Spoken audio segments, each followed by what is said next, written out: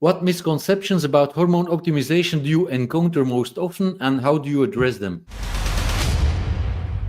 I think the biggest misconception that we all get is that testosterone is going to cause strokes and heart attacks and cancer. Those are probably the top three that I hear from people coming in, whether it be from the general media, the public, or from other physicians that are refusing treatment, and then these guys are coming in seeking treatment.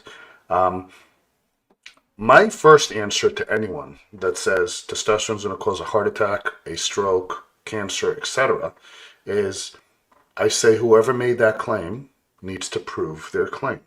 You're going to make a claim, the burden of proof is on you. I don't need to prove that it doesn't. You need to prove that it does, right? Because you're the one that's claiming that a new event is going to occur if you use this input. And they can't. They cannot prove it.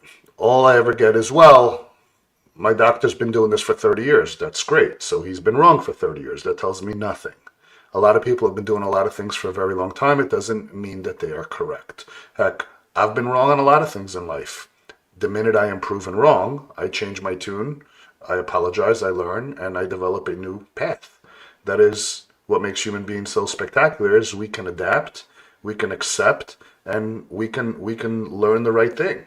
Sticking to erroneous information for your ego is not going to help your ego in the long run, and it's certainly not going to help your patients. So rather than just opening up a debate and trying to stand my ground and prove them wrong, I just ask them to prove it. And they never can. They never can. And if anybody wants to have any ammunition in their back pocket regarding cardiovascular health and testosterone, in June of 2023, the largest study ever conducted with human beings and testosterone, specifically for cardiovascular health, was conducted and published. And it is called the Traverse Trial. You can look it up.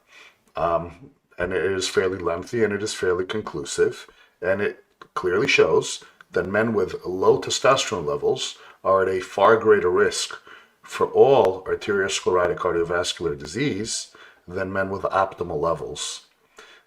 And that is some of the most extensive and latest research that we have available.